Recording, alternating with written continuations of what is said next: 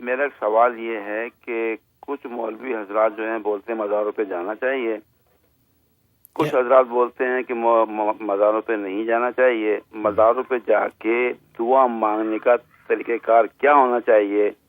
کچھ بولتے ہیں کہ یہ شرک ہے، کچھ بولتے ہیں کہ جی آپ وہاں پہ جائیں، آپ ان کے وسیلے سے دعا مانگیں، کچھ بولتے ہیں کہ آپ جا کے مزاروں پہ ڈائریکٹ ان سے دعا مانگیں تو یہ شرک نہیں ہے۔ تو صحیح جو طریقہ کار جو ہے جا کے مزار پہ دعا مانگنے کا وہ کیا ہے؟ پلیز آپ مجھے سمجھا دیجیے۔ جی بہت بہت شکریہ آپ کے، شکریہ حضرت، یہ بڑا اچھا سوال ہے اور ہر ایک کے دل میں یہ سوال آتا ہے۔ بالکل۔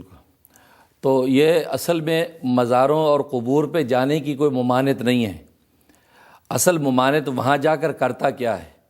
لہٰذا شریعت حقہ کا صحیح فیصلہ یہی ہے کہ ان قبور پر اور مزاروں پہ جانے کی کوئی ممانعت نہیں، آپ جا سکتے ہیں اور جانا چاہیے، تاکہ وہاں اولیاء اللہ کی قبور ہیں، وہاں جا کے آپ فاتحہ پڑھیں، ان کے لیے اصالِ ثواب کریں، اس سے آپ کو کسب فیض ہوگا، اور وہاں آپ اپنے لیے ان کے واسطے اور ان کے طفیل اور صدقے سے اللہ تعالیٰ سے دعا کر سکتے ہیں۔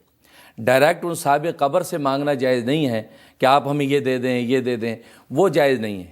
تو جائز جو شریعت کا طریقہ یہی ہے کہ آپ وہاں جائیں اور اس کے دائیں پہلو کی طرف کھڑے ہوں، سورہ فاتحہ پڑھیں، جتنی دفعہ ہو سکا قل هو اللہ پڑھیں، جو قرآنی آیات یاد ہیں وہ پڑھیں، اس کا ثواب صاحب قبر کو پہنچا دیں، اور اللہ سے دعا کریں کہ یا اللہ اس صاحب قبر کی برکت سے ہمیں اور ہماری حاجات کو پورا فرما اور ہماری بخشش فرما۔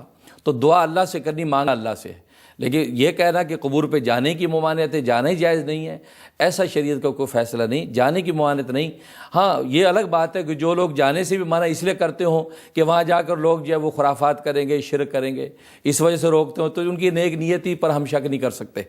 لیکن شریعت کا فیصلہ یہ کہ آپ قبر پہ جائیں، بلکہ قبور پر جانا، مزاروں پہ جانا، یہ تو درس عبرت ہے کہ انسان کو پتہ چلتا ہے کہ اتنے بڑے بڑے اولیاء اللہ اس قبر کے نیچے چلے گئے اور یہ لوگ قبر کے سے نہ بچ سکے، موت سے نہ بچ سکے، ہماری کیا حقیقت ہے۔ لہٰذا ہمیں بھی اس مقام اور منزل کی تیاری کرنی چاہیے۔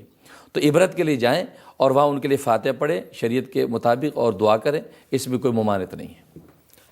اچھا ناظرین، آپ سے درخواست ہے کہ جب بھی آپ کال کریں برائے مہربانی اپنے ٹی وی کا والیوم یا تو کم کر لیں یا بند کر لیں، کیونکہ وہ فیڈ بیک آتی ہے، ہمیں بھی سوال سمجھ میں نہیں آیا، آپ کو بھی پرابلم ہوگا۔ حضرت یہاں ایک اور سوال آتا ہے کہ بہت سارے لوگ یہ پوچھتے ہیں کہ بھائی اللہ سے آپ ڈائریکٹ کیوں نہیں مانگ سکتے؟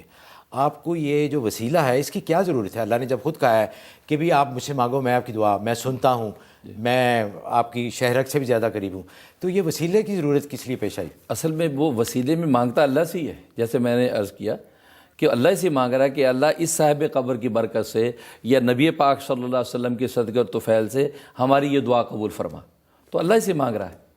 اصل میں اللہ تبارک و تعالیٰ کی یہ سنت ہے کہ دنیا کے اندر اللہ اپنی صفات کا ظہور جو ہے وہ تحت الاسباب فرماتے ہیں، اسباب کے تحت اللہ اپنی صفات کو ظاہر فرماتے ہیں۔ مثلا اللہ کی قوت تخلیق ہے تو اللہ ہی پیدا کرتے ہیں انسان کو، ٹھیک ہے، لیکن اس کے لیے سبب اختیار کرنا، آپ کو شادی بیاہ کرنا ہے، اس لیے قرآن میں اللہ نے کہا انتم تخلقون و ام نحن الخالقون، بڑا اچھا سبب ہے۔ کیا تم پیدا کرتے ہو یا ہم پیدا کرتے ہیں؟ ظاہر اللہ پیدا کرتا ہے، لیکن ہم جب تک مرد عورت کا ملاپ نہ ہوگا تو پیدا کیسے ہوگا؟